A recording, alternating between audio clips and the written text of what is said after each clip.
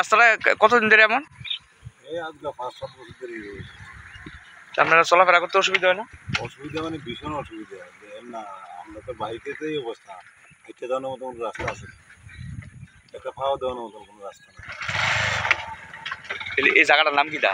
একটু ভালোবাসি তাহলে পূজা পালির ভিতরে অসুবিধা হতো না মানুষের যাইতে? অসুবিধা, মানে কি পূজা মানুষ বাড়িতে থাকতেও বৃষ্টি হলে তো আর আলাদা না কোনো রাস্তা নাই। একটা নতুন কাপড় চোপড় করে কি তাকে দিয়ে নেই বাজারে ঘাটে আইব পূজা দেখবো। তোমরা কি চাইতেছো?